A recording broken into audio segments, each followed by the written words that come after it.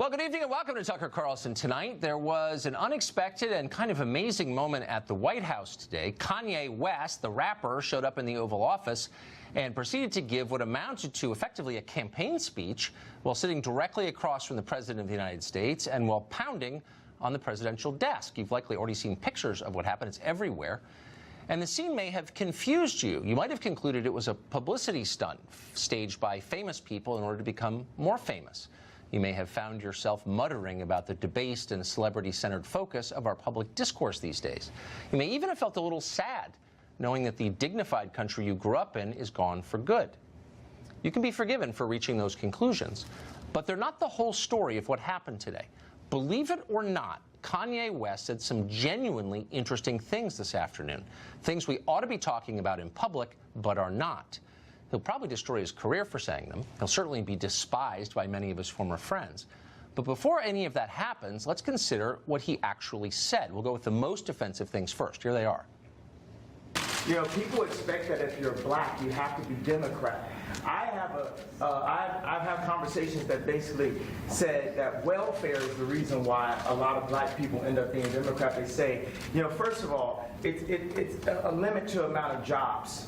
So the fathers lose the jobs and they say, we'll give you more money for having more kids in your home. I think it's the bravery that helps you beat this game called life. You know, they try to scare me to not wear this hat, my own friends, but this hat, it gives me power in a way.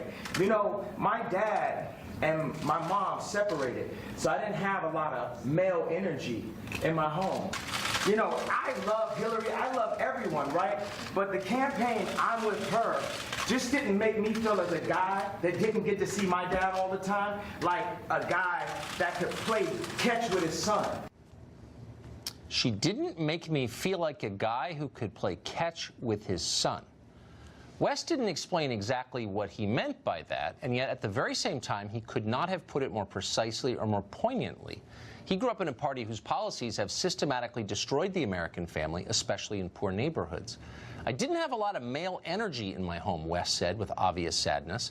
Millions of American kids know exactly what he is talking about. The Democratic Party won't acknowledge these kids or their loss. To party leaders, fathers in the home are at best irrelevant. At worst, they're an impediment to political power. Married women tend to vote Republican, and they know that.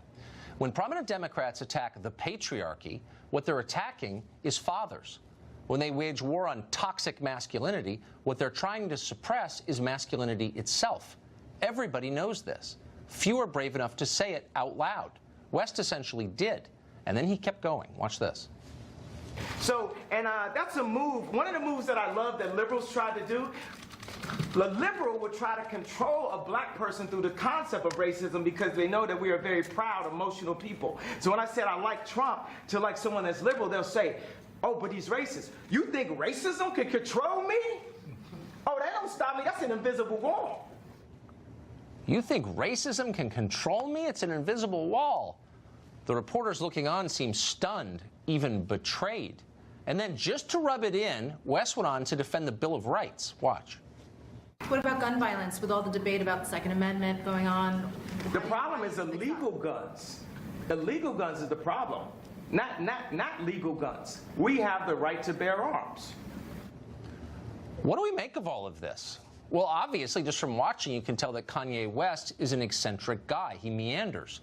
He talks like someone who's never had to filter his thoughts, which he probably never has had to do. But much like someone else who comes to mind, West may be precisely crazy enough to think for himself. And that's a valuable quality right now.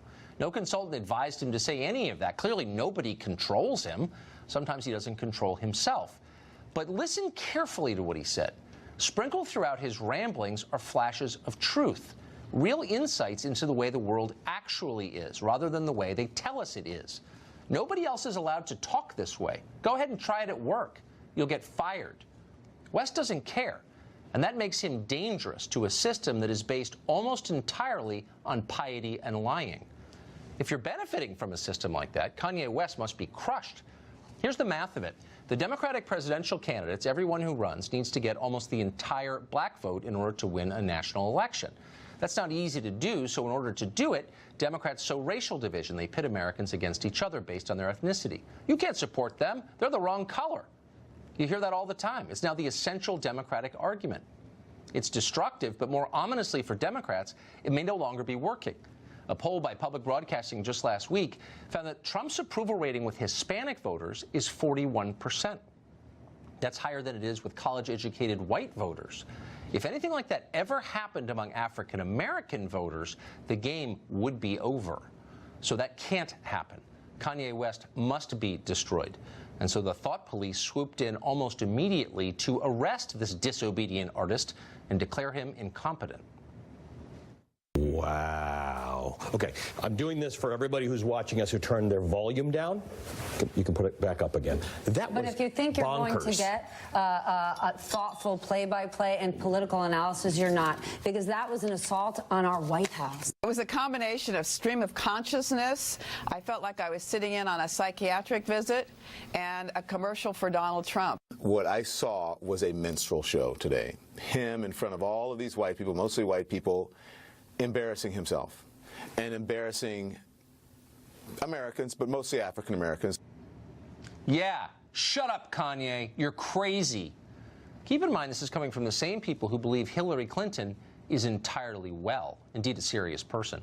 They're hoping this works, this crazy stuff, and that you believe them, and just in case you don't, they want to remind you that Kanye West is a race traitor, as Don Lemon just said, who has a low IQ. Here was CNN on Tuesday night. Kanye West is what happens when Negroes don't read. And we have this now, and now Donald Trump is going to use it and pervert it, and he's going to have somebody who can stand with him and take pictures.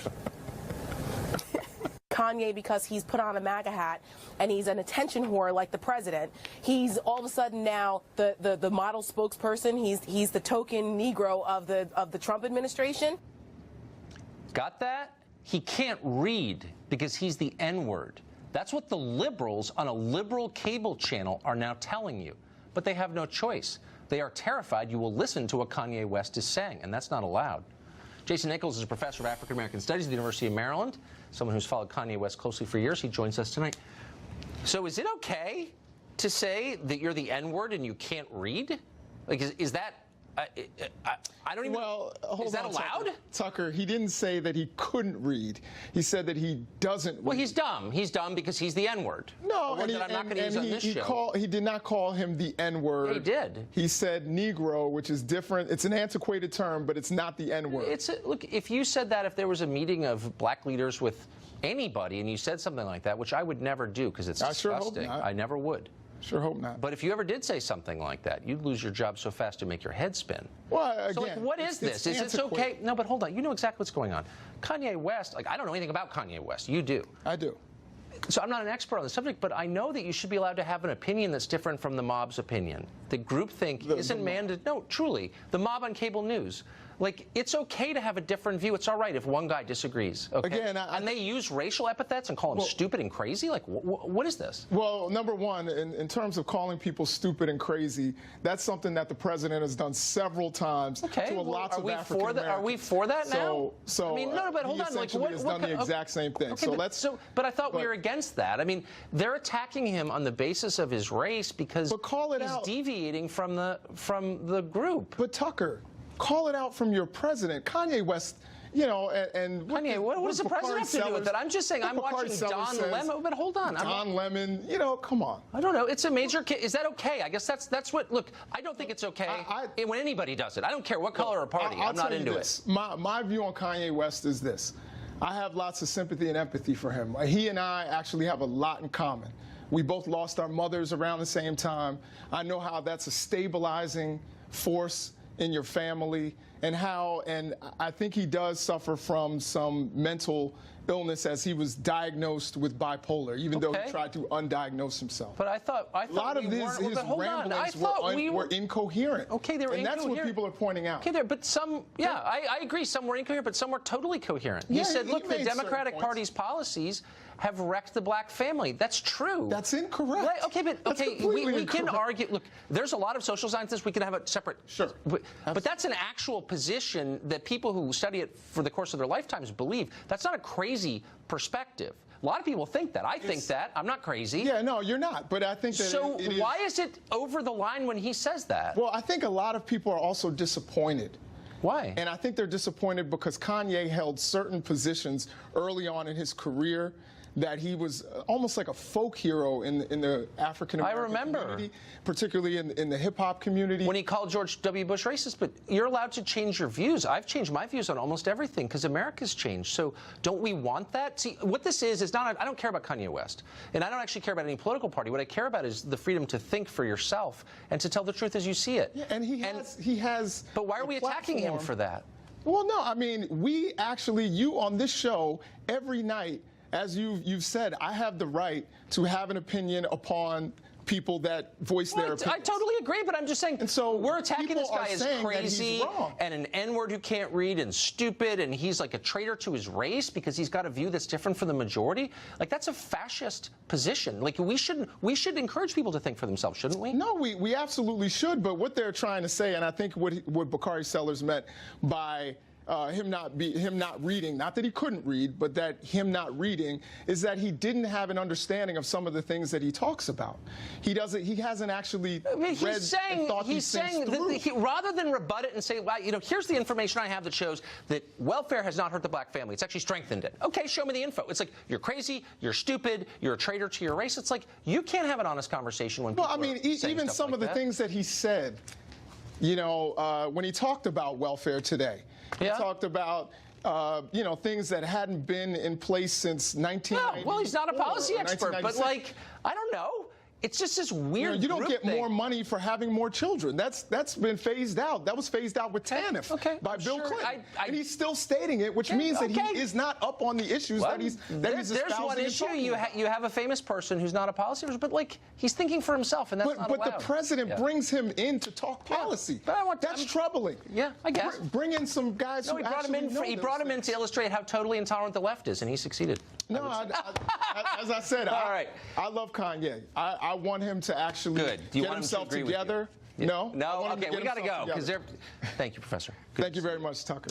Well, the rage against Kanye West wasn't simply on television. It was all over Twitter. Tariq Nasheed said this: Kanye West is exactly how people who benefit from the system of white supremacy like to see black men groveling, buck dancing. I can't even read that. It's such crap. And it's so mean, too, by the way. Someone else called Samuel Singawane added, quote, Kanye is that one black friend every white racist person talks. You know what? I'm going to stop reading this because it's too nasty and go right to our guest. Christopher Harris is Executive Director of Unhyphenated America. He joins us tonight. I just want to be clear, Mr. Harris, I've never met Kanye West. I never will. But I just think it's too mean to attack a guy just because he agrees with you on that personal basis, that you're a traitor to your race. Like, who talks like that? Well, the left talks like that, Tucker. I mean, you look at Donna Brazile recently, just what she, one of those nasty tweets, she tweeted out that Kanye West has set black folks back 155 years. I mean, isn't that amazing? One individual who has an opinion that's different from the black collective somehow is going to set black folks back into the slavery years. I guess they're expecting at any moment now plantations are just going to pop up all over America. But, if that were to happen, it would be Democrats trying to put us back on the plantations that they own. But does it help? I mean, does it help anybody, individuals or a large group of people, when you tell them you're not allowed to think for yourself, you have to take orders, and anyone who has a different thought should be punished? I mean, it's hard to succeed in life if you're not having independent thoughts, isn't it? Or maybe it's not. Oh, absolutely. And the left is nothing if not hypocritical. I mean, let's jump out to Hollywood. Let's talk about Alyssa Milano. A few months back, she talked about having a mental illness. What's the difference between Alyssa Milano and Kanye West? Well, one, I mean, Alyssa Milano is a D-list actress, and Kanye is a musical genius and hip-hop superstar. But they both have a mental illness. So are we now, is it okay to attack people for having a mental illness if they hate Donald Trump? I mean, is that what it is? I don't know. I mean, look, I'm not a shrink. I can't assess. He seems like an eccentric guy to me. So are half of my friends. I mean, but that's not the point. The point is, shouldn't you assess what people say on its own terms? If I make a claim and you attack my family, you're not really addressing the claim, are you? Well, see, and that's what happens with the left all the time. They don't have any leg to stand on. What Kanye is talking about is the fact that, listen, regardless of the color of your skin, things are better for people in America. People of different ethnicities are more economically free today than they were before. Ask yourself, what can you not do today in America as a black person that you could do when Obama was president? Nothing. In fact, there's more black businesses starting. People, their families are strengthening. People go around and they're talking like, hey, you know, things are actually getting better. And I want to point out one thing real quick, Tucker. Yeah, Did you notice that? You notice that they had Jim Brown in there right next to Kanye West, but you notice they're too scared to talk about Jim Brown, but they'll try to go after Kanye West. Yeah, I mean, I'm just for freedom of thought. That's it. You know, independent of any individual. But Christopher, thank you very much. Nice.